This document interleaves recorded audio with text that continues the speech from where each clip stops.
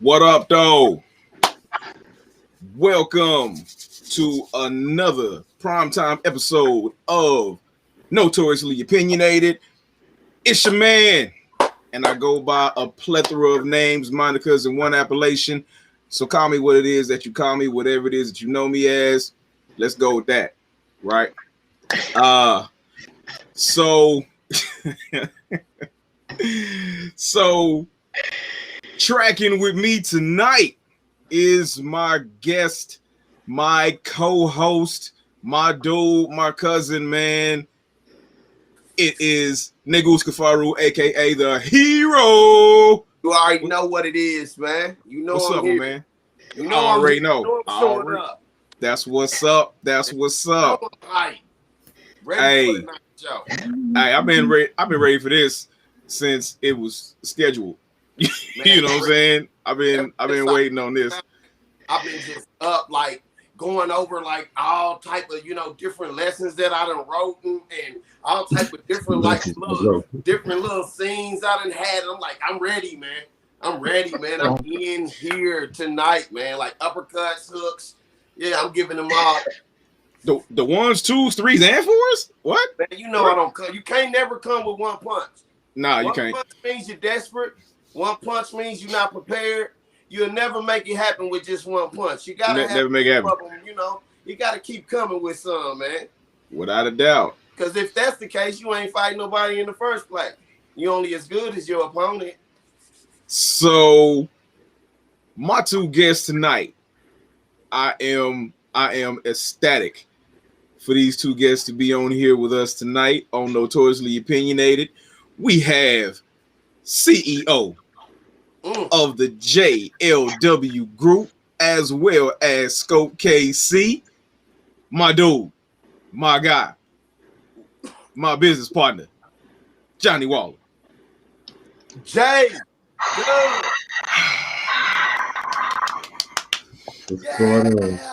yeah. As well as my girl, the Missouri State Representative of the 26th District, as well as the chairwoman of the Missouri Legislative Black Caucus, Ashley Bland Manlove. Ashley Bland Manlove, that's my girl. What up, people? Hi. Yes. What's happening? Yes. So I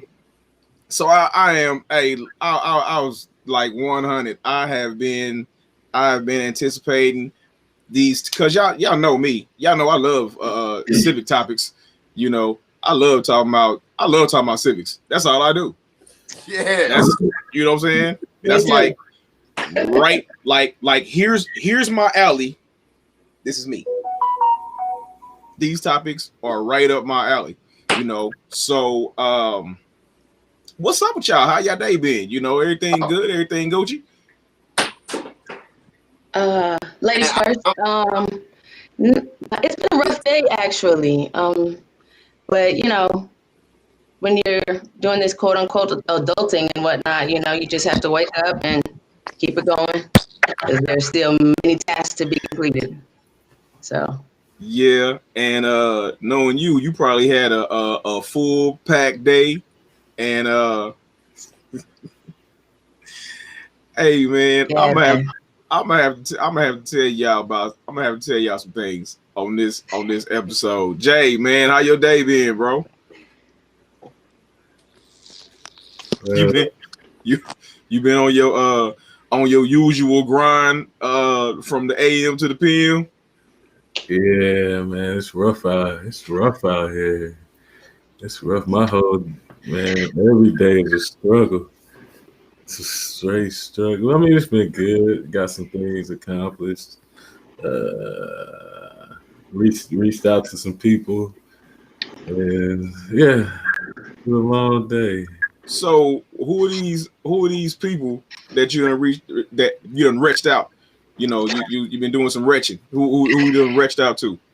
I guess since the topic is civic engagement, right? People in the community, including politicians and non-politicians alike, And, I don't know if you've seen The Facebook post. yeah, from the news, which was kind of a, you know, I wasn't aware that the news was going to show up yesterday, nor did I realize that they were going to run it in the Kansas City Star as well. But What was the news? What was they talking about? What was the news? You said you didn't know the news was going to be there. There, where is there? So I hosted a working group at Rockhurst University for Gene Peters Baker, Jackson County prosecuting attorney, and some community people, civic engagement. And yeah, so everybody showed up, and I seen this news van rolling up, and I'm like, oh, they must be here for something else. Then they came into the conference room and started setting up, and I'm like, wait, whoa, hold up. What happened? And next thing I know, people was like, yeah, I seen that on the news. I was like, what? So then I had to go find and see, oh, it really, yeah, it was on the, not only was it on the news, I guess it's going to continue to be on the news. And some data that was shared with us from the prosecuting attorney's office was released to the media that day as well. So, yeah. Okay. So it's big things in the future. It's big things. It's big things on the horizon. Like you done double down, man. Like, bro, in just that short time, bro. You see what I'm saying? Yeah. Well, I mean, it's something. It'll be something done in Kansas City that's not been done before. I don't know if they're doing it in other states or not, but it ain't even important. It's just, man. Look at your shine, man. I try. Man, and so, man, you double down, bro. Like in just that amount of time. So just imagine. Oh man, the plight, the height. Oh my goodness, man. The effect, the people. Oh my goodness. Yeah, man. yeah. Yes, man. I'm overwhelmed now. I'm overwhelmed. Yeah. It should be good. They're gonna do a pilot program with about 60 people, deferred prosecution, so they don't end up in a penitentiary. Instead, they'll go through the community program that we developed. So that's kind of been consuming a lot of my time. And then I got some action going on in St. Louis with St. Louis Expo and MCU. Then the stuff here with Moore Square, and then some other community stuff. So, and I run the businesses. So it's but you know I'm really excited just because the prosecutor has agreed, you know, out of those 1,700 drug cases that come out of Kansas City that get adjudicated, most people end up going to prison. We'll be able to provide them a real alternative instead of going through the criminal justice system, to go through more like a community justice system and do a transformational justice type of process instead of, you know, giving somebody a felony conviction and then they have the collateral damages that come along with being a convicted felon. Right. The last time I checked, they said that there were over 42,000 pieces of legislation for collateral damages for people with felony convictions. So we can stop somebody from having to go down that road. And I might be tired, but I'm gonna keep it pushing. Hey, so what do you think is the average amount of time for that would actually end up being deferred from this program? So the average possession case, I think they said it was maybe 2.5 or 3 years. Mm-hmm. So these are more like buy bust case, so anywhere between 5 and 10 years. Right. So we looking at anything from 3 to 10 years that we could be saving somebody from by just taking our program. Correct. That's what's up. Yeah. It's an alternative, and in the case eventually it'll be dismissed as long as they complete the program. So again, you know, you get caught and you have an option, and it's not just prison if you so choose to take it. Like, if you showed, I don't know why they wouldn't. Miss Miss Chairperson, Sir. Miss Chairwoman. So as we can, as the viewers can probably see right now, we really talking about and we really focused on civic engagement. Can you give the people a definition for those that do not know what civic engagement is? What civic engagement is? What is it to be civically engaged? You, the civilian, engaging in your community and in the different levels of government, whether that be, from school board, city council, county, state, feds, and to include voting, to include educating others, to include giving back, to include mentorships, to include giving of your skill set to benefit others, whatever that may look like, but engaging. Okay. So you have, I know for a fact, engaged in pretty much every level of civic engagement, from political to community service, community work. Anybody that has followed you knows exact. Listen, so I gotta tell it. So, do you remember where we met and how? We met at Miss Gigi's thing. Marcus Garvey. Marcus Garvey. There we go. Marcus So Garvey. we met at a Marcus Garvey event, and so I guess I was slated to speak and say something and kind of tell my story, right? Right. And so everybody knows, well, everybody didn't know at that time, everybody knows now. You know what I'm saying? Like, everybody knows, my story, my past. There were things that I was not proud of, but at the time I was working for the Center for Conflict Resolution. I'd done all this time and I'd been involved in all these not so nice things. And afterwards, I was just telling my story, Yeah. I didn't know that my story would be that inspirational, or even what I was doing at this point in time was even going to be that inspirational. But it was like, hey, call to action, let's do something. Let's get involved in the community, blase. And so afterwards, here comes this young lady in jeans, a t-shirt, and a jacket, I want to say, and hands me her card and was like, I really like what you had to say. We might need to work together one day on some things if you want to get some stuff done, And I'm like, okay, that's what's up, and that was it. That was like the whole conversation, right? I put the card, because it was a few people that gave me their card. I put everybody's card in my pocket. Next thing I know, I'm flipping through the cards a few days later, and I'm like, who in the hell is State Rep Ashley Manlove?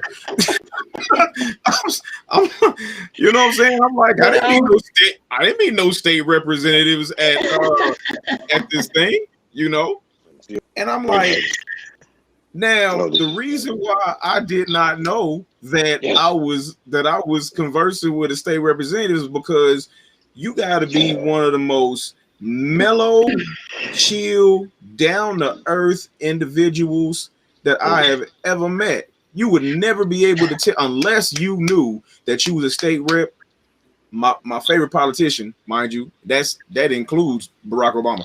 But you know what I'm saying? Because I know what you do. That's why I say that, because I know what you do. You know what I'm saying? I know what you do, and I know what you do for the community, and I know how much you care about the community, which is why I say that. You know what I'm saying? So that's kind of our history and how we met. My guys is keying in. I think can y'all hear me now? Yes, sir. Yes. We never could not hear you. Well, I could not hear you guys. Y'all sounded like Okay. a ship or something had landed, or helicopter was going on. It was just da da da da da da da da da. So I Okay. couldn't respond to anything, as that's unusual. Highly unusual. So I knew something had to be wrong for you not to be responding. Something had to be wrong. All right.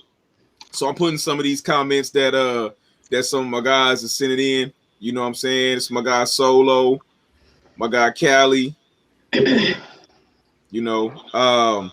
Everybody's tuning in. So all right, so we've gotten into to the definition of like civic engagement, but what are some of what are some of the things that need to be addressed, in regards to the city? I mean, we can't talk about really nothing other than Kansas City, Missouri right now. Let's talk about Kansas City. Let's talk about the things that let's talk about some of the causes and some of the effects. What is going on and what can we do to at least assuage some of the woes within the community and get that call to arms. Mm. Well, I think the first step is like Johnny has done, dive in head first. There's plenty of problems, within our community, and there's no saving grace that's going to come through. So we have to take care of each other where we can. So, Johnny, earlier you were saying, I don't know. Wanted to tell you, don't discount your impact. I've had letters sent from people I've never met, and the work that we do, myself on the state level, filing the legislation and, fighting for funding and making sure that our voices are heard, people are paying attention to that. So never discount, the good that you can do, because you're a big dude. You got a lot of good to give, right?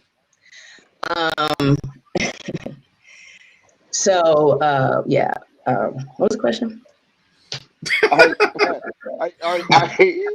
just want to piggyback off of that, because what I did hear is I did hear the attributes that you had made, J Dub, and that was what I wanted to put on. I wanted to be an encouragement, see, because you ain't gonna get this from a lot of your reflection. You hear me? Because you're not gonna be able to be around a lot of your reflection as much as you are wanting to or always needing to. Does that make sense? Your elevation comes from those that are elevating you, right? So when I'm saying to you is, I hear and see everything you doing, and I know you, like the you know what I mean? And so this is an attribute that goes way past what we thought we could be able to achieve. Your achievement is way past what we was set out at the beginning to achieve, due to the dope epidemic. See, that was set for you not to achieve this, due to all of the setbacks that they placed in front of you. And your battle was never about just you. It always been about so many more. So when you speaking, you right when you humble yourself to the thought process of, hey, it's me. But when you actually see yourself like we see you, you understand your achievement like, wow, it's bigger than me. I'm used as a real tool for all these other people. Yeah, and so normally I do realize my impact and the influence that I have on people. I just try to be real humble about it. I went into a meeting one time and just told them, I was like, I'm a beast. I'm one of the most powerful people in Kansas City. Like, you better Google me. And so I try not to go that way. But yeah, I've exceeded or surpassed what people thought I would do. I've changed local legislation, state legislation, done task force for states. Again, this thing with the prosecuting attorney's office is a chance to be historic. Yeah, Yeah, man. 8 days, and now I got a master's degree with a 3.98 GPA. So Yes, on Black man. yeah, I mean, so yeah. Like, I've I'm just done saying, way man. more than Man. You. yeah. And so what I'm saying is, I want you to realize that there's always been two prides. But see, when you just drop pride into a hat, you can't split the two. You don't know which one to be proud of. And see, when you accomplishing things for others, bro, that's something to take pride in. And it's just like Ashley is doing, and like I said, my hat's off to y'all, you know what I mean? Because as far as my impact is been concerned, the best I can do is what I'm able to allow, whatever God is allowing me to achieve. So when he shows me that this is my part right here, I'm gonna do my part. And I'm gonna be proud in my part. And if he give y'all a heavier load, I really gotta take my hat off because wow, y'all in deeper water than me. Hey, so I'm gonna tell you something about Johnny. Taking pride in who we got on our show tonight, man. It's just, since I'm telling stories about how I met people, I'm gonna tell the story about how I met Johnny. So this is when I was working for CCR, and we was doing a rethink conflict. That's what it was. We was doing rethink conflict, and so I actually had to do it so I could learn how to do it, right? So I could learn how to lead the classes on rethink conflict. So that was the only reason I was there, or else I wouldn't have been, But so I meet Johnny, and just week after week, it's like, okay, yeah, okay. And next thing you know, after it was one day, I was like, hey bro, we gotta link up, man. We're gonna have to work together and do some things. I don't know nothing about what the brother do yet. I don't know none of that yet. None of that. Same way with Ashley. I don't know who this woman is. You know what I'm saying? But it's like, I know we need to work together, And so when I start finding out all the stuff that Johnny did in the community, my man said, I'm just a guy that does some things. Yeah. You know what I'm saying? In and around the community. Yeah. Like, says the dude that just won an award, I'm just a guy that does some things, you know what I'm saying, in and around the community. Come on, man. I'm talking about at that time. Oh, we talking about a year and a half ago. We ain't talking about the one you just won, So all right. Let's so we still on civic civic engagement. We still on civil engagement, civic responsibility. Ashley, you was talking about how you were talking about voting. Voting is a part of your civic duty. It's a part of civic responsibility. It's a part of civic engagement, Yeah. And like I said, you participated in pretty much every level of civic engagement from the political level on down, right? Yeah. So due to that, you have just been named chairwoman of the Missouri Legislative Black Caucus. Yes. So let's just say, let's just say for the sake of argument, that I don't know what that is. Okay. What is the Black Caucus, and what does the Black Caucus do? And most importantly, what is it that needs to be done within the Black Caucus, within Kansas City, that hasn't been done yet? Great question. Okay. What is the Black Caucus? The Black Caucus is a delegation of all of the African descent, what are they called? Associating or something like that, like legislators, all the Black legislators, Republican, Democrat, House, Senate. So there's 24 of us. 5 of them are in the Senate. The rest of us are down in the House. And what is our job? Our job is to keep the Black agenda in the conversation, and to make sure that, especially in a state like Missouri, where we're less than 25% of the population total, we have to make sure that, that's not lost in the conversation. So Right. Wow. Can I just expound on just that part that she just said? Sure. She said that we only represent 25% of the population. Yeah. So that would mean that we have to have a very, very loud and very big, aggressive, strong, firm voice. Yes. Because if we don't, we will not be heard amongst all of the other crowd, because we're outnumbered 3, 2, 1. Which is why it's good that her voice is the voice that we got.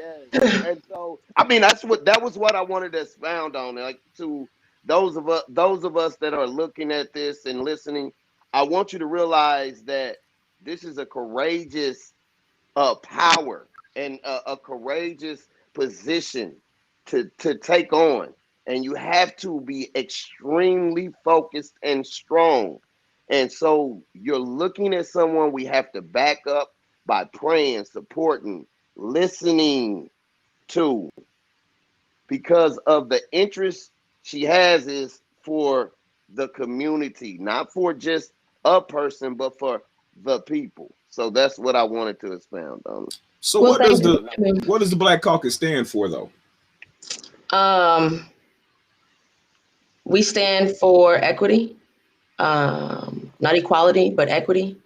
So now we just worked on getting our agenda together. So we've broken it down into like 5 or 6 pillars. So equity in housing, equity in education and workforce development, equity in civics, equity in healthcare,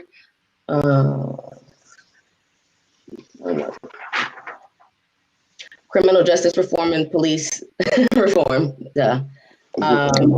workforce development, education, economic development, investments and revenues. So whether that's talking about the jobs that are coming into our community, or whether it's talking about the taxes that we are paying out, and healthcare. So we're going to tackle the legislation that either affects that in one way or another, whether that's positive or negative for us specifically.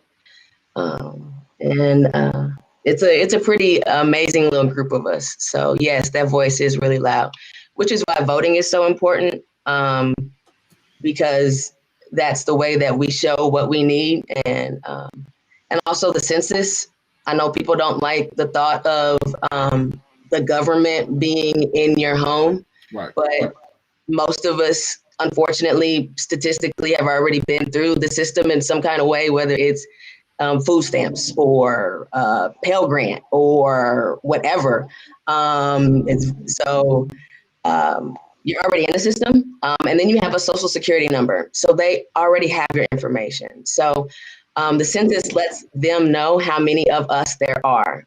So that way we get the right amount of funding for the population, because that is population based. So absolutely. You mentioned that you're working on equity as opposed to equality. A lot of people may confuse those two words and think that they are the exact same thing and interchangeable. What would be the difference between equity and equality? Equity sorry, equality is desegregation. So black kids and white kids have to go to school together. That's equality. Equity is, and we're going to have private tutors for all the little black kids and make sure that because we know that we did not invest in their schools, and we know that, they had subpar facilities. So we're going to invest in all of that and make that par with the white schools. And that would be equity. So par, like you were saying, I'm glad you mentioned on par with, because Yes. from my understanding, equity is like levels, right? So let's say, and it's a classic picture of four kids looking over a fence, right? And so you got four kids looking over a fence, and all you can see of each one of the kids is this, right? But then when you go behind the fence, you see a kid that's 6 foot tall and he's standing on the ground. You see a kid that's 5'9" and he's standing on a small block.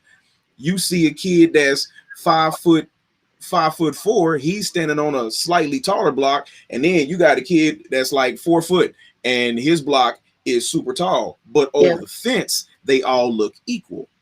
Right. But it's not until you go behind the fence till you actually see the differences and the levels it is that makes everybody look equal at the top. Yeah, exactly. Those boxes. Yeah. Those boxes. Exactly. Yeah. And that's what we're trying to do. We're trying to put them boxes up under the short guy. Yeah. So I got a question though, State Rep, because this is what I do. Let's go. All right. So speaking of the census, okay.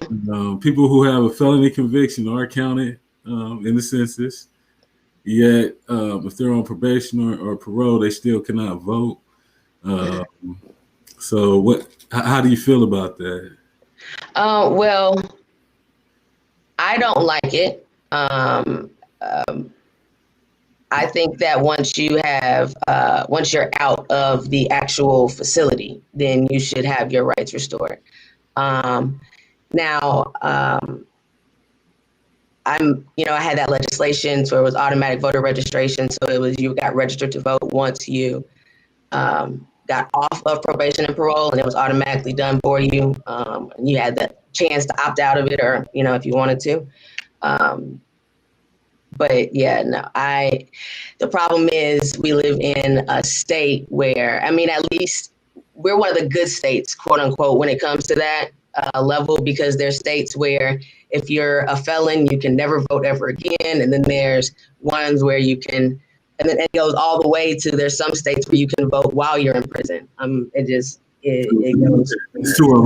Yeah. Right. So it's a whole, gambit of that. But if I could, and if the state wasn't so red and so hell bent on, it wasn't so stuck on blind, tough on crime and hard on crime instead of smart on crime.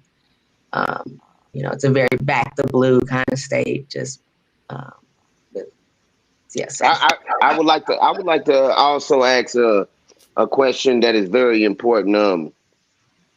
For instance, we have guys that are not only felons, let's just say, who are just victimized by their upbringing. You got these guys out here that are completely what would I like? I hate to say the word.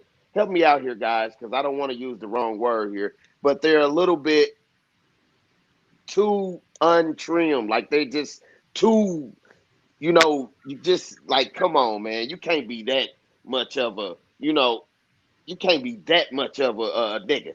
Like, you know what I'm saying? That makes sense. Like, come on, man. You gotta have some. It's gotta be a level to your niggerish, man. You can't just be that locked out, Lord. You just that much of it. Come on, man. You know what I'm saying? All right, and I'm seeing these guys, right? But really, though, I'm realizing they don't really mean no harm. They just locked into this trapped understanding. as we talk about equity, which is very important because it's really to me in layman terms is just the black dollar, you know, and it's just us trying to make the black dollar compete in order for us to be able to stay relevant, and which is important, very important, not only for us today but for our kids and everyone that's coming next to us. What do we do to actually be able to have conversations so that we could have, and I'm talking about to our viewers and for me and for when we run into these kind of guys, what would be our response to how we deal with being able to break down their psyche so that they can even get that part of their importance? You know what I mean? That makes sense. Like, how do you approach the guy that is just completely, you know, this is what I am, man. I'm thugged out. You know, I'm just, Well, you know. I mean, like, to be perfectly honest with you, bro, like myself, you, and Johnny are equipped to deal with and talk to people like that. Like for real. That's why people seek out dudes like Johnny. That's why people were seeking out people like me because I'm unapologetic about who I am now because I firmly believe that what I have been through shaped and created who I am to this day. You know, it Right. gave me the drive and the determination to want to help the community because of how much I feel I took away from the community in the 90s, you know. So it's like, who best to go and talk to okay, so here's how I'm gonna pose the question. Who would you want to so if you got anger issues, would you want somebody who is a prime candidate of peace and tranquility and can always find his center and his zen and doesn't raise his voice and can always find the de-escalation process within all of the things? Or do you want to talk to somebody who used to slap the hell out of people, you know? No, my question was for first of all for Ashley, for so that she could be able to say that this might be a lane where we might need to have some places open up and some money place where guys like me and you have to be able to have guys just come in off the street and learn about what, not equality but equity, because this is an untaught thing to our people. So that was why I was saying, like, how would we go about the question, because that leaves us a place for we to start to open up a place for us to go to and these Okay. guys to go to, because right now I wouldn't know where to go to if I was on the street right now, and I wouldn't. Equity is not even a thought process in my mind. You get it? Like the average black guy ain't thinking about equity. He walking around even with trying to make equity and don't even know what it is. I Okay, mean, that's so real. I guess my first thing, I'm a blow past the first thing that ran across my mind. The second thing that I'm thinking about is, if you was talking to Ashley, why the hell you just didn't say Ashley? I'm talking to you. You I know, did. I'm I thinking think that the question was open to the panel, so I just start talking. You know. Yeah, and I honestly, I don't think that's a fair question to Ashley. I mean, Right. she can answer it for her. Yeah, I think it's it okay. is. She's a big girl. It's No, okay. that I ain't got what it. I don't mean it like that. I mean, I work in the community as well, and she works in the community. She works on state legislation. I'm a community organizer, and I think her approach would be different than my approach, but we work in That's and tandem that's to educate both people. of y'all, bro. Yeah. All right. That's what I'm saying. Like, where would you like, if say I'm sitting up here talking to some guys and I know that they need to understand this and they a little bit, at least they need to understand this. I can say, hey man, you know what you guys need to do, man? Y'all need to go tap into such and such and such. Can we tap into such and such and such? Or can we bring, you know what I mean? So maybe, hey, maybe this might be a platform I might need to make. Who knows? Send them to Scope But KC. We got a program for them. So Don't even I'll trip. let Ashley answer that from a legislation and what happens on up there on the hill, and I can answer that from a community grassroots Right. perspective. Bam, there it is. Now we're gonna get two answers, everybody. Okay, well, first, if this conversation happens to me on a regular basis, well, pre-COVID, this conversation happened on a regular basis. You know, why is it important, or who are you, and what do you do? So, you know, the first kind of question is, you know, what do you think? And then they, you know, whoever it is explains to you their perspective, whether it's, you know, my vote doesn't count, or, you know, the man, or whatever that perspective is. So then you can break it down and tackle it. That's what I do, just from a personal perspective. If somebody says an organization, I probably do need to get something formal written out. I normally have, like if you say you need housing or something like that, I have those kind of resources. And I know some civic resources. You know, there's Shirley's Kitchen Cabinet for Black women. And I've just found out Women Lead, Women Vote.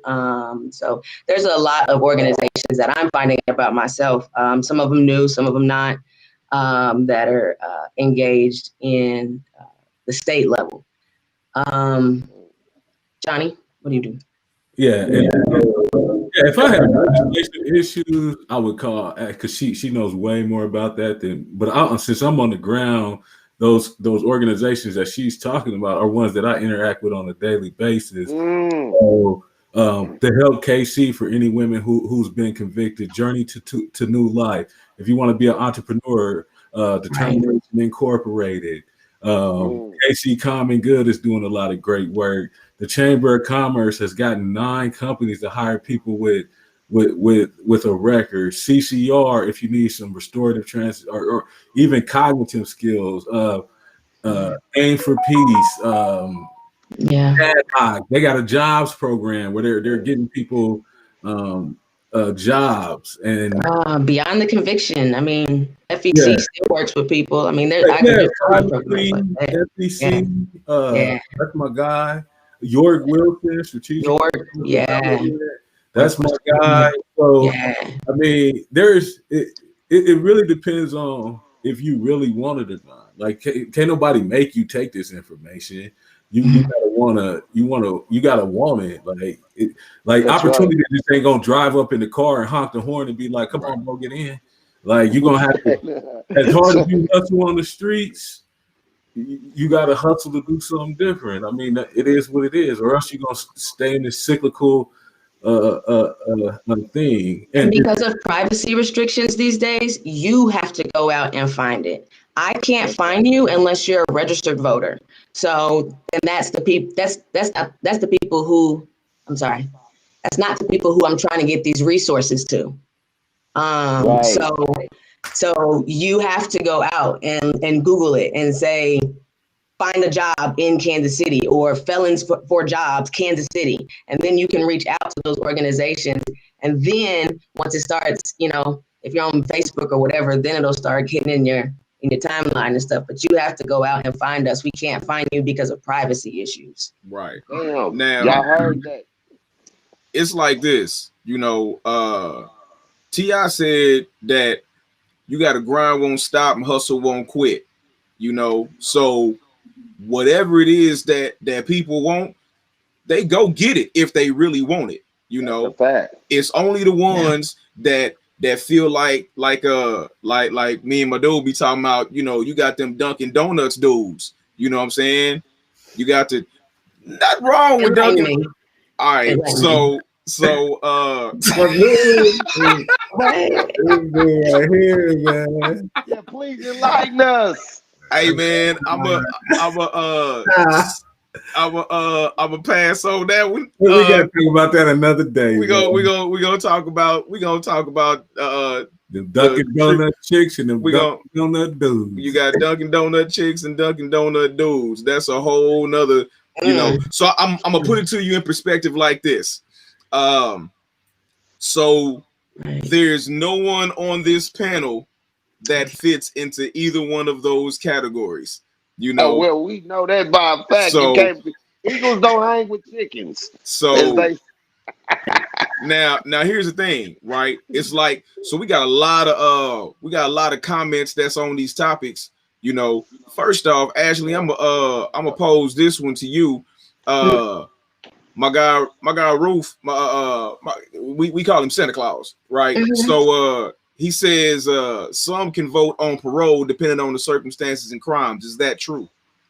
Not to my knowledge. Not to my knowledge either. So unless But you as soon as you talking, get off, as soon as you get off parole, as soon as you get off of probation and parole, in that exit interview that nobody pays attention to is a packet of paperwork. And in that packet of paperwork is how you re-register to vote. And you can go to any library, any time of the year, and fill out their form and get registered to vote. It doesn't have to be 30 days before an election or anything like that. You can do that year round. Pay attention to that packet because there's also job opportunities and all of the state benefits and stuff in that packet. Pay attention to the exit packet. Yeah, and I'll say this. So this issue in 2021 is an issue that me and my people are going to war for. And I can appreciate that this is a Republican state, but you're going to see a huge effort in the state of Missouri and Kansas. It is what it is. When we draw, we're going to war about it. That's it. That's understandable. Now we got another one from my guy. So he's going by Cali. I'm stick with that. He said you have to be able to reach people from all levels. That's when we was on the section talking about if you have a problem, you know, you don't want to deal with.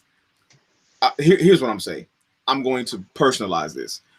If I'm having a problem with a specific area, I'm not really trying to go get some academic who has never dealt with my personal issue to try to tell me how to deal with my personal issue out of a book. You know, like I had a psychology teacher one time that, now I was only taking the class because I just needed the credits, but everything we was learning in the class I pretty much already knew. However, my psychology teacher did not. Come to find out, like, who would want a teacher in a class to just be reading out of a book, and two, to get to a word and stumble upon it and be like, what is that? That is like the scariest thing that could come out of a teacher's mouth to a student. Like, what is that? You know? And so I gotta immediately raise my hand. I'm like, excuse me, what is your degree in?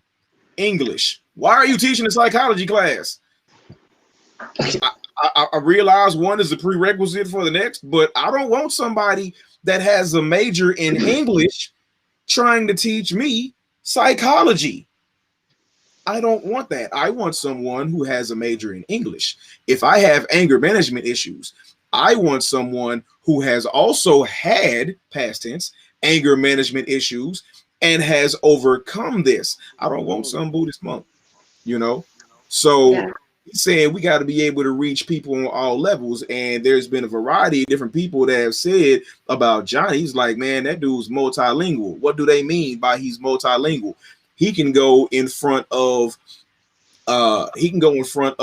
Jeff City, and I know he don't want to, but he can go in front of Jeff City and speak to them about prison reform, can speak to them about disenfranchisement, you know, or he can go on the streets, boots to the pavement, and go straight to the hood and be like, hey man, check this out. You know, it is what it is. It's like that, this and that, and that's so. That's being multilingual, you know, to be able to talk to people on all levels. To navigate different platforms.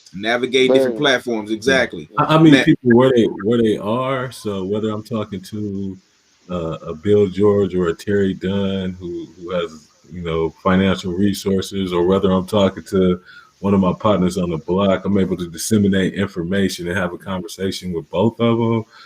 So that is one of the skill sets that I've acquired over the years. I will be up in Jefferson City because I got to come holler at Ashley about some. we gotta talk, and so hopefully, you know, we can make some progress.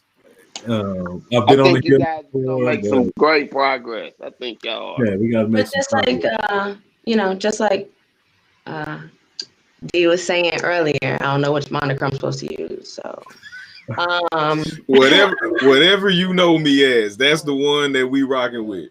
but like you said, we met at Lucille Bluford. I was in some jeans and probably a t-shirt. Or at the governor's ball, whatever that might look like, or talking to the director of Director Preside, the corrections director.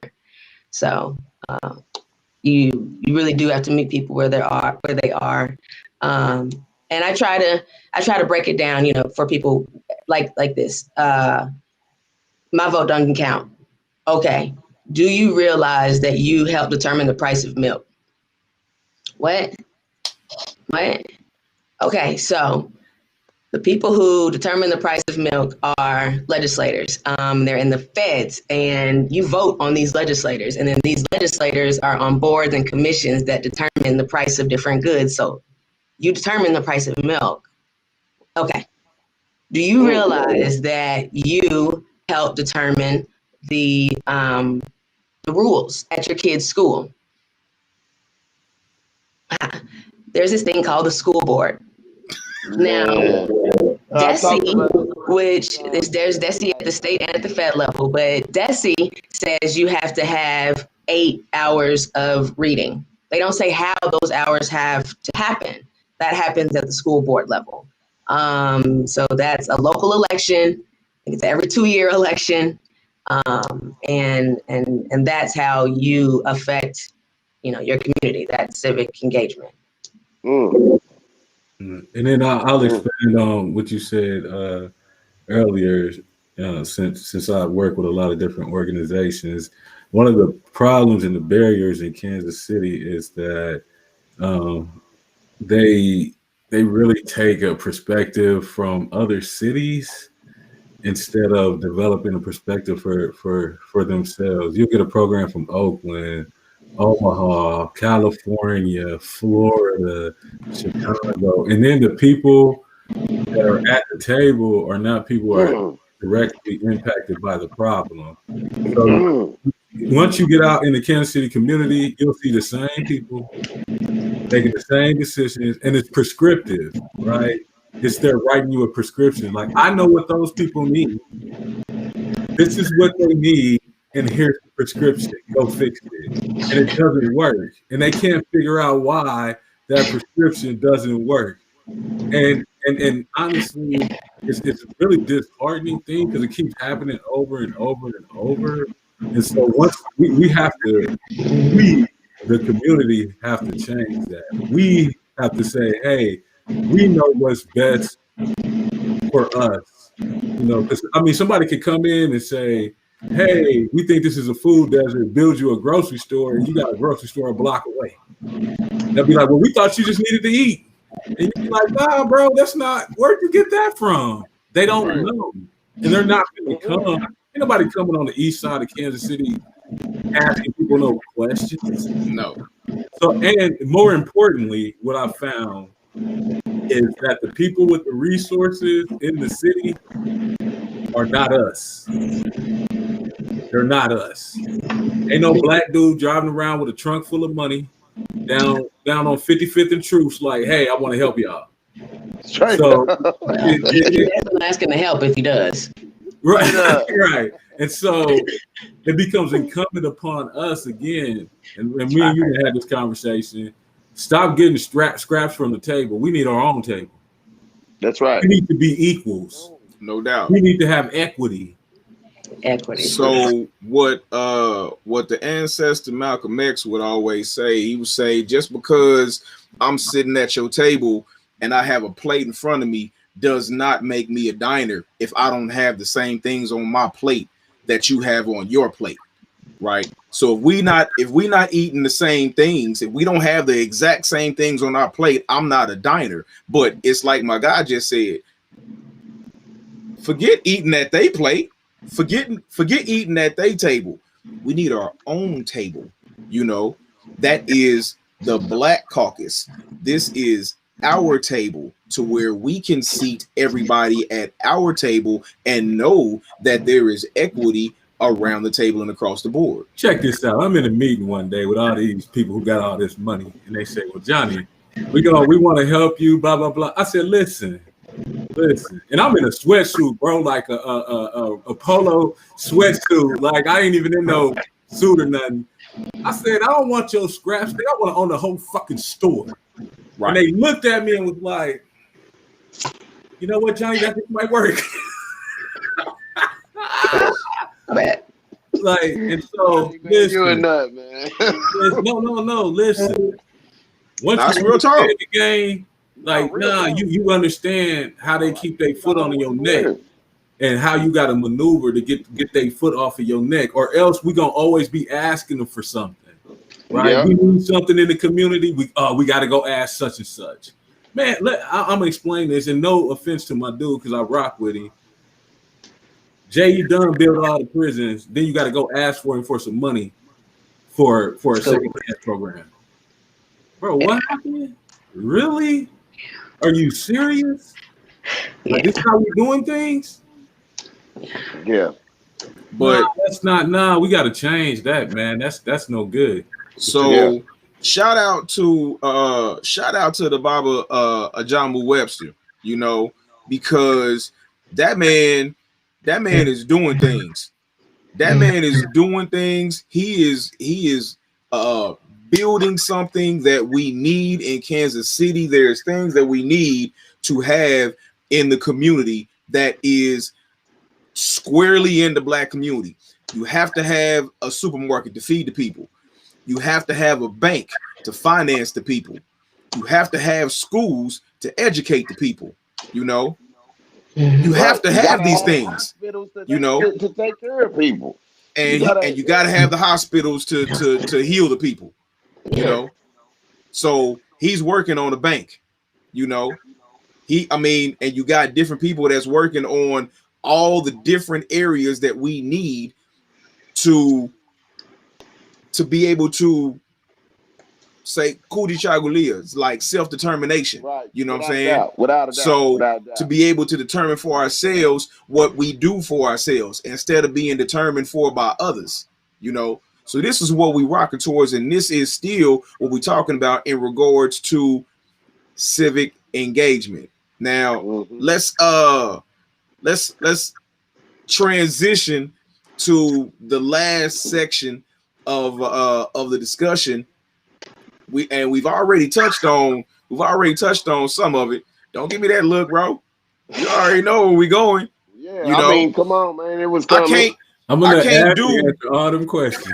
I can't do this. I got something, you know, I gotta say. So I just would like to definitely hear, you know, I got something really, you know, I gotta say. So you know what I'm gonna say. I mean, there's 2.4 some odd million people that got something to say about this one, you know. Right. So criminal justice and police reform, right? So I was watching I watch a lot of things, but I was watching the Daily Show with Trevor Noah, right? He got a segment on there. I don't know if it was just this one show or what, but it was a segment on there that he titled "You Are So Lucky You're White," right? That's what the segment of the show was called. Right? And the segment, this particular episode, this particular portion was talking about a cat in New York City that when the city shut down businesses, his business had already been shut down once. He said he couldn't afford for it to be shut down again, so he deemed. Keep in mind what I'm saying. He deemed his bar an autonomous zone. Right? Ooh. He deemed his board an autonomous zone, and opened that joint up and was like, man, we ain't tripping about Corona. We ain't tripping about the people that's dying. My joint is autonomous. I don't got to pay attention to the laws. You know, I don't have to do none of that. And when the police came to try to shut things down, you know, they get to his car. He gets in this big SUV, and one officer goes to the passenger side. Why the other officer did not go to the driver's side still is mind-boggling to me. But he ended up in front of the vehicle while the guy presses on the gas and literally hits the cop. That is like, hold on, vehicular assault. You know, that is at least vehicular assault. That could be attempted murder with the vehicle being used as a deadly weapon. That could be assault with a deadly weapon, because that's what happened to Buddy. What was that, Massachusetts, when he ran through there during the protest thing and hit those people? Now, you know, yes, I think is that a thing? Am I right? Yeah, that's a thing. So here's what happened to Buddy in New York. He was out the next day on no bond. What? He was out of jail the next day with no bond, right? He was out on his own recognizance. Now, not a flight risk or nothing. Let that have been a black man that tried to do that in New York in an SUV. Number one, made it out the scene. Number one, he wouldn't have made it off the scene. Let's start right there. He wouldn't have made it off the scene. Number one, but let's just say he was one of those fortunate brothers that made it off the scene and actually got arrested, right? So that would have been vehicular. That would have been attempted murder. With a deadly all weapon. Kind of stuff. That's the attempted murder with a deadly weapon. Which is why my man said you were so lucky you're white. You did, because had that been a brother, it would have been we'd be having a completely different conversation. So this also deals with this is dealing with equality. When we're talking about this type of issue in regards to police reform. We did a episode, I don't remember how many episodes ago that was, when we were talking about, that was the defund the police episode. You know, kind of giving a definition of what defunding the police actually meant. And it really wasn't a defunding, like we're going to do away with the police department. That's ridiculous. You know what I'm saying? But a reallocation, you know, so it's not defund the police, it's reallocate some of these things that will help the civic engagement. So these funds will be going to schools. Ashley, please correct me if I'm wrong. The reallocation of these funds, if they were to come away from the police, would go towards education. Would they go towards hold on. No, it's so defund the police means, right, as you said, it's a reallocation of funds, which means take money from one pot and put it into another pot. Okay. But it would stay probably within the police department, but instead of going to buy more ammo, you do more de-escalation training instead of going to. So actually, the phrase is demilitarize the police. The chokeholds and stuff that they use on us, those are military, and those are military tactics, and those are to be used overseas, not on citizens, not stateside. Right. So it's demilitarize the police and then use those extra funds for training and engagement.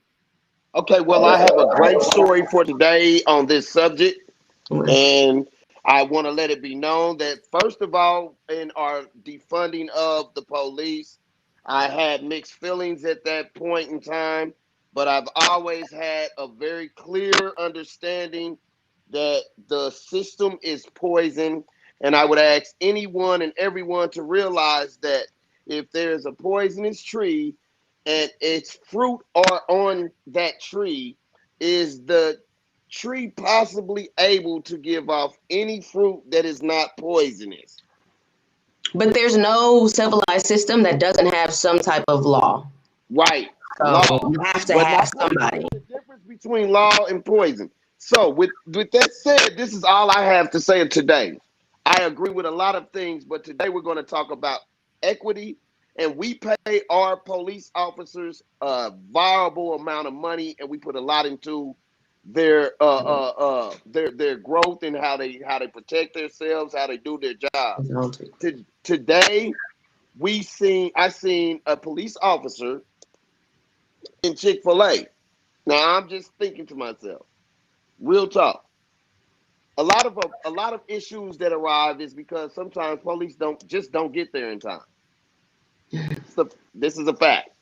And most of the time, police is there to not stop crime, but to solve crime, because you can't be there at every given minute. But a lot of times, it's saving lives. The quicker you get there, the quicker you could probably save a life. I think we can all agree on that. So we should be, at least, even in this matter, this might sound crazy, but I came up with a very clear thought that why is it that we have our officers having to go through lines and this and these different things if they're here to solve crimes and be able to respond quickly? They can't do that if they're stuck in a Chick-fil-A line. I'm just saying, if you're stuck so are you suggesting that they have a law enforcement express lane in Chick-fil-A? Yeah. Listen. Not that only, but there should be laws that govern their behavior. These are the things that I'm saying here. The tree has to start at levels, in all different type of levels. And so this is just a way to not only make them respond quicker, but everyone could also be on board on this idea, due to the fact that I don't want my mother having a heart attack and the guy was 5 minutes down the street. He could have got there quick, but he was stuck in the Chick-fil-A line. I'm interested in what your solution is to that. I'm interested to ask you a question. I understand what he's saying, but I'm gonna put that on hold right now because my solution is simple. My solution is simple. Officers should be able to pull up to certain restaurants or be able to get orders and so on at ASAP. Like if I see officers coming in, you should have an officer line. Hey, officers, pull over here so that they can have guys come, because we're already in a COVID situation. They're already outside, so they should be able to have people come over here. Hey, take care of the officers, make sure boom, because they got to go if they got to go. They can't be stuck. They got to go when they got to go. Like, I'm going to drop my son. You don't want to be stuck in the line if you got an emergency. Mom's is in trouble, man. Hey, man, I just had a phone call, bro. Mom's having a heart attack. I'm stuck in the line. I'm not saying that for us as civil. That's cool. But for our law enforcement agents, hey, something to think about. Hey, get your ass not stuck in a line, man. Be prepared to do your job at all times. Take this serious. Response time is very necessary. If you're serious about helping, serving, and being there in the community to stop crime, these are the things that's real. Response time. Because that's the thing that I see a problem with a lot of times. I've seen people bleed out and die, bro, because the police just didn't make it there in time. But if you call one of them, 1,000 of them show up. But if somebody is bleeding out, what is the police gonna do? They need an ambulance. They need medical assistance. They don't need the police. Look, this is a part of the entire team. This is the system of the team. This is the response reaction. The same rules should apply also for the paramedic. These are the things that should apply for those that are in servitude of the community. If there's a paramedic at Chick-fil-A and there's something that happens, I'm pretty sure they about to leave Chick-fil-A, get in that ambulance, hit them lights, and they gonna get through there. This is COVID, bro. No Chick-fil-A's is open. You gotta be in the line. So I'm just saying, just think about it. It's the line. You talking about Yeah. drive-thrus? Okay. So Yes. I gotta ask you this, Ashley, because this is something. Kansas City is the only city in the state of Missouri who does not control its own police force. Mhm. Y'all up there control the police. The governor appoints the board and the board. So we have no local control over our police department. You know, that's a big issue down here. Yes. There are a substantial amount of our budget, like maybe $270 million of the Kansas City budget, but we policy is we have no control over that, none. What do you think about that?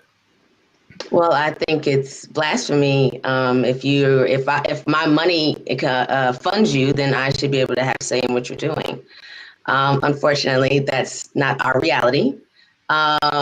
So you're right. That whole conversation about local control, a lot of people were mad at Mayor Lucas. It has nothing to do with Mayor Lucas. That is a state level issue, and it's controlled by a state appointed board. So the governor appoints, I think it's like 6 people. How many is on the board? Like 5? Okay, a 5-person board. The mayor is one of the people on the board, but unfortunately, he is not the most powerful person on the board. So he does not necessarily sway votes. And so, yeah, we're the only state, we're the last city in Missouri. And I think maybe only second, maybe there's only one more city in the country. But otherwise, we're the last, I think, in the country. Yeah, I think it's Baltimore or something. That's what I feel like somewhere on the East Coast. There might be one more. But that, yeah, so the way that St. Louis got theirs back maybe 2-3 years ago, and that was by ballot initiative. So you go around and the people bug you in front of the grocery store and say, can I have your signature? You're like, about what? And they tell you what's going on. So we'd have to do that. And then if we got enough if we got enough signatures, then it would go on to the ballot for the next election coming up. And then we would have to vote on it officially, and then we would make those changes. And then we would have to fight in our legislature, if it was the current climate, to make sure that they didn't change it, because the legislature that I serve in, unfortunately, loves to change the will of the vote. So that's how that would happen. And yeah, I definitely agree that we should have control of our own police department. It's kind of like the residency thing. If you don't live in the place that you patrol, you're going to approach situations differently, probably with more negative connotations than, like, for example, if I'm in the sticks and I know Billy Joe Bob is the town local drunk who walks to the bar and then goes home, when I see him or he gets thrown out of the bar, I'm just going to put him in the back of the car more than likely and take him home, because I understand him, I know him, I've formed a relationship with him. And when you don't have that kind of intimate relationship with the community, you'll tend to think of that person maybe as a threat when they're not. And that's a lot of the times when you have the mental health issues. Somebody will be autistic and can't respond to a command. But if you were in that community, you would probably know. That's the thought process. So I definitely believe in local control and local policing. What now? You touched on something though, Ashley. So when we were talking about the reallocation of funds, they would reallocate within the police department. So instead of going here, they would go there. Right. So it popped up. One of my guys was talking about training. Right. I don't. How'd it go? No, that's not the one.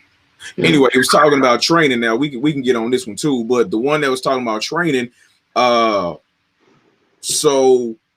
one of the things that, and you just touched on it, say you're dealing with an autistic person, you're dealing with someone who has some sort of mental health issue, right? There is a small, as I understand it, task force of people, of officers who are trained in mental health, but that's not the entire police force. Is that true?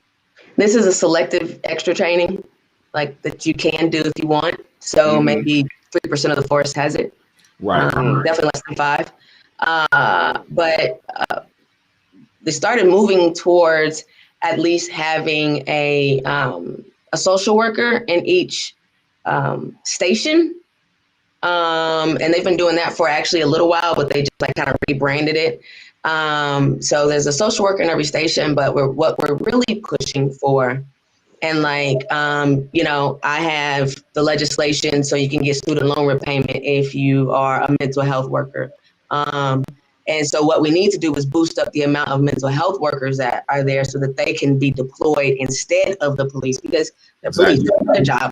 I don't expect them to get a degree in psychology or master's or any of that to be able to do their job successfully. So a lot of those calls do come in, hey, we got somebody crazy over here. And then the cops have to come out. Well, we got somebody crazy over here. And a social worker then comes out who could then put them into Johnny's program or send them to vet court or to drug court.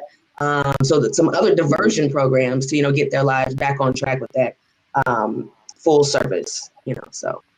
Yeah, and they've been around. Like Gina English was my friend. She was a resource one down there in East Patrol. And so, but again, it comes down to when you talk about training, hiring practices on a local level, we're not able to make those decisions. That's what we're talking. Like, we're not able to make those type of decisions. That does not come from Kansas City. That comes from somewhere else, and it really shouldn't, because like Ashley was saying, like, you might know Johnny, Johnny been that way for 20 years, bro. He ain't gonna change. Drop Johnny off at his mama house. He'll be just fine. He'll be just fine. We can't do that. And if you look, because I have some type of relationship with the police. I don't know, even the community officers, the CIOs, and some of them cool. It's only like 6 for the whole city. So the people, a lot of these things that should be done aren't being done. And then again, that's something we could reallocate those sources to. Exactly. Stay within the department, but some not go to more guns, but go to more mental health workers within the department. Right. That's defunding the police, reallocation of funds. Right. And we need to have local control so we can know exactly where to reallocate the funds, because who knows our city best? Who knows it better than us? We're here. Like, that's right. Yeah. So that's like me saying I'm gonna do something in Oakland. Yeah. I'm gonna call the Oakland Police Department and tell them that they should put more patrols units on such. Like, what? What are you talking about? Yeah. But that's where we are right now. So I know one of the things that that Scope KC is doing, one of our main things is dealing with mass incarceration, dealing with criminal justice reform.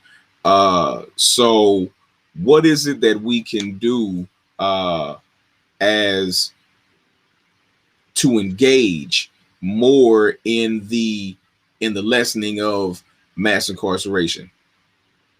Or what are some of the things that we can begin to tackle that are like real everyday things that we can start to do to educate ourselves and to begin to tackle the issue of criminal justice reform and mass incarceration?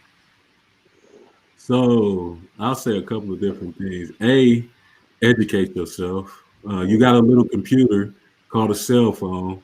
If you put some words in that thing called Google, pretty much any information you want to know. Anything you want to know. Secondly, Finding some things that you want to do, or at the end of the month, or criminal justice task force will be forming. Come out to our criminal justice task force. Join the criminal justice task force that's already working. Join the organization. Go to school. Go to my more square. Join all of these people. Go out and vote. So you can put Ashley in office. So she can go ahead and tell them people like, nah, you're not finna do that. You're not finna do that. And so there's things that people can do. It really becomes about how engaged do you want to be? Do you want to be that engaged person who get the bing from like CNN or NPR and look at your phone and be like, damn, that's fucked up. Put your phone down and keep it moving? Or are you that person who sees something on the news or listen to some type of this podcast and say, hey, you know what? 42,000 laws designed to keep people with felony convictions. That's a lot of collateral damage. You shouldn't be able to do that. Where is our dollar going? What happened to our school system? How come a kid got his teeth knocked out in Kansas City, Missouri, and nothing? We can't even make a decision. Yeah. Okay, Ashley. Before you hit us with the legislative version, my guy Callie, he said, I have to disagree because it's been too much unnecessary mistreatment against our own community. How can we make the youth safer? Right. So that's the one I was looking at. So number one, we have to make the conscious decision that we're not going to accept this kind of behavior in our community anymore. We have to be accountable. Stop putting Pookie, who just shot up the bank, on your couch. That's right. And once we stop enabling, is what that's called, bad behavior, there will be some systemic changes that were happening in the 70s with the Black Panther movement and the recreation of the Black self-sustaining community. So yes, there are programs. So if you are a parent and you have a youth who is, on the verge, or, most of our kids are really smart and have nothing to do. And that's because the city took away most of their funding for night hoops and all that kind of stuff. So they have nothing to do. The state's not giving out us any funding for after school care programs. So they have literally nothing to do. So you as the parent have to, again, you have to engage. Again, you have to Google, hey, my kid's always talking about math program, free math program, Kansas City. And there are tons of them popping up because there are a lot of people who are like Dee and Johnny and who, might have done something wrong previously, but want to give back, or have been disengaged for so long and now want to give back. So there are tons of programs, and even through COVID, that are still popping up all over the place that you can enroll your kid in, pending you have internet. And I know we're working on making KCPS is making sure that kids have internet. But everybody has their phone, so just Google it on your phone. Right, and I can say something about that as well, because I don't know if people realize I ran a youth program, and I'm gonna tell you how I did it. I went with my friend she was speaking about healthy homes. Only kids showed up. So I sat down with the kids and started talking to them like, hey, what do y'all do? What's happening in the community? This, that, and the other. They told me, and I said, you know what? I'm a design a program just for y'all. What y'all want to do, what y'all want to learn. And they blew up. And I'm talking about half of Kansas City organizations. Johnny, how did you do that? I talked to the kids. Nah, no, you didn't, Johnny. You went and talked to some adults to try to figure out what the kids needed. You went and talked to some academics at Rockhurst, or Harvard, man. He went up there to Harvard, man, and got it. You went somewhere else, bro. Man, quick happen, man. And that's what they tried. That's what they tried to say. So I'm glad you pointed that out, because that was brought up in a meeting, and they didn't know they was talking about my program. and I had to go on and let them know. They were like, you didn't, you need this research and this, that, and the other. But on the other hand, this program that this Johnny's doing is great. Johnny, how'd you do it? I didn't do none of that y'all just said. None of it. None. I talked to the kids. I created a kid-friendly survey and gave it to them. They said they wanted to learn how to play chess. I brought in people to play chess. They had a chess tournament. They wanted to read books. I brought in some people to read books. They wanted to eat different meals. I raised $25,000 to feed them different meals from local restaurant and had the owners come in and talk to them. They said they were concerned about teen suicide. I brought in somebody to talk about teen suicide, right? And my kids they ate, they took home food to their family, and they were safe. And I didn't do this as working for nobody. No, this started because I went with a friend and had one conversation with a bunch of kids. Now we're talking. I'm gonna do this. We're talking about KCPS. Now, this is coming from a teacher who works in KCPS. The youth are looking for answers, just not enough of us giving them something productive to listen to. He also said, and this is something I was looking at from what he said earlier. I know this, brother. We need to arm the youth with critical race theory and thinking skills.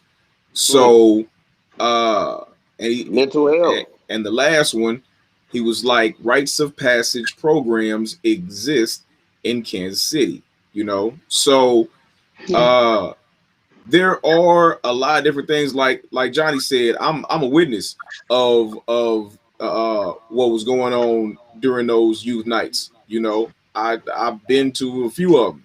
You know, I spoke at one of. Didn't I speak at one of them? So yeah, and it was like when he said they was gonna have food, I'm thinking how other youth programs talking about food, they come with some chips and some hot dogs. You know what I'm saying? My man had whole trays of lasagna and stuff. I mean, it was like spreads. It wasn't no ballpark franks and some buns with some Lay's potato chips. It wasn't that, you know. And the kids was enjoying themselves. They was learning stuff. I mean, they was, but like he said, he didn't go somewhere else and talk to some people about. He didn't talk to some people that had talked to some people that had learned some stuff about kids. He cut to the chase and talked directly to the kids. I funded it for the first 3 months of my own pocket. And I'll tell you, one of the kids, and this is why I really just kept doing it and tried to strive. One of the kids, I catered in Gates Barbecue one day.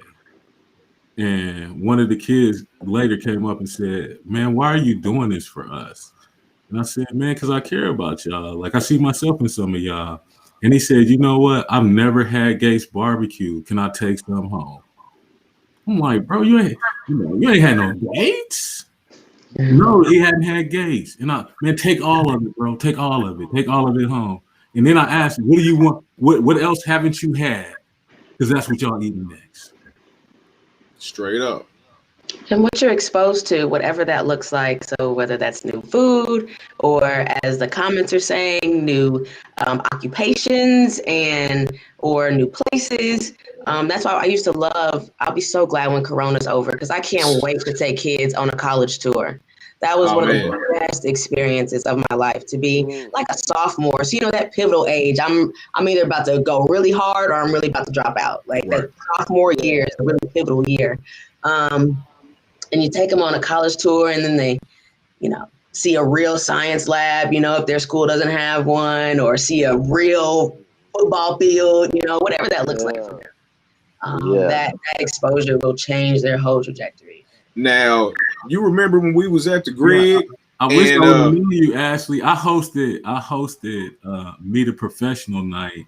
I brought in tables, people to serve them, stuff that they ain't never seen. And I brought black professionals from different sectors of the city in. And so they got to sit down with a different black professional and ask them questions. Doctor, talk to a teacher, talk to a firefighter. I didn't have no state rep there. That's what they do. Got one now, man. That's what the other percent does with their children.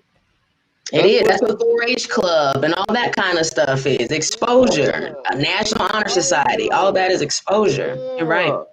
You're Yeah, right. that's the beginning of that platform right there.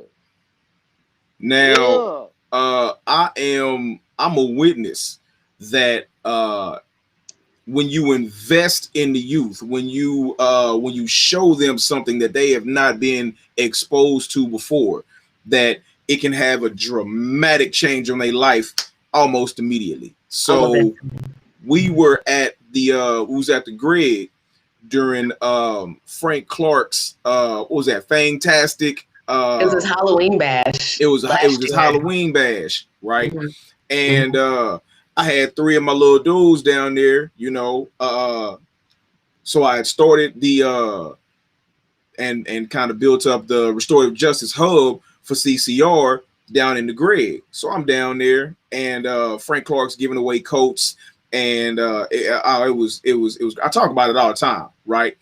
And I'm like, number one, I wasn't even tripping about meeting Frank Clark myself, right? Even though huge Chiefs fan, I wanted him to come in and talk to my little dudes, right?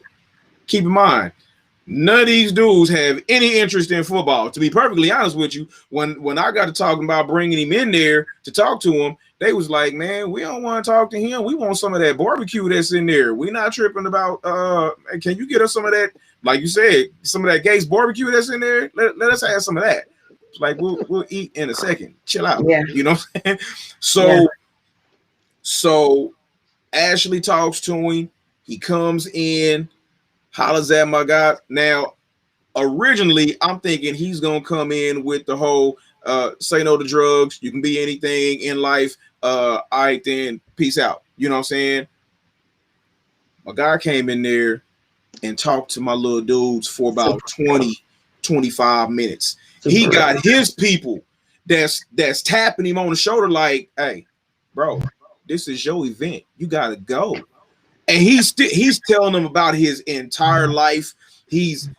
Listen, and these is little dudes that, like, all 3 of these dudes at their middle school that I was working at the time, all 3 of them were in the top 10 in disciplinary referrals within that school, right?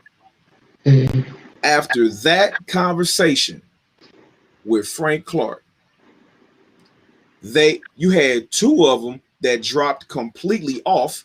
You had the third one, I think he was number 1 on the list.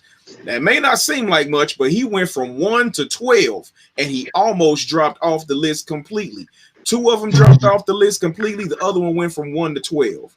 You know, that's a considerable drop. You talking about somebody who was in ISS on a weekly basis. Like, you can see his butt print in the chair from how often he is in ISS, you know. To go from that to having one conversation with a professional athlete that just gave them some time out of his busy schedule and talk to these little dudes, it made a great impact because he invested in them, you know, and that's all they need. It wasn't a private school story. It was very much struggle. And so he talked to them about how through the struggle, you know, he formed great relationships and learned a lot of lessons and then became the pro athlete. So I think he encouraged them not to be discouraged by their circumstance and their situation. And then, yeah, seeing a professional athlete in front of your face, probably like, oh, he is real. Exactly. Like, I seen him on TV, but I didn't know Buddy was real, you know? Right. He's a real person. And he's a real person because he's been homeless as a kid. Like, exactly. Real person. Like, he was from Baltimore, wasn't he? He's from Baltimore. Somewhere East Coast. Mm-hmm. Yeah. I mean, like, and this was almost 2 years ago, and I remember, you know. So yeah, and so I know for a fact that, like, things like that college tour, there's youth that I dealt with when they were in 7th grade, and you can see the maturation from 7th grade to 8th grade. Now they in 9th grade, COVID hit, so I'm not gonna see them again until maybe their sophomore year. And I would love for some of these kids that I've worked with, whether it was in my boxing program or whatever it was, to go on one of these college tours and really get to see it, because a lot of times if you can't see it, like with Frank Clark, if you can't see him, you don't know it's real. It's like, I don't think it's real for me to go to college. That's not something that, and I'm speaking about me personally. When I was that age, I had terrible counselors though. I didn't find out what a credit was till my junior year. I'm gonna take you to a college where there's a whole bunch of people who look just like you. It's gonna be amazing. Who look just like you. I'm talking about that. That is going to be an incredible experience. And you can come to my college because we need black people. That's the only reason I went there. I think it's 2.4% black at Rockhurst University. And, and people said Jesuits, so that makes sense. Yeah, and they were like, "Oh, you can't go there. Only rich, white, smart kids go there." Oh, got you, homie. Now, this particular section goes back to what I did on AM Opinionated this morning in Today in Human Past. It was, I believe, Alabama A&M and Lane College, I believe, that are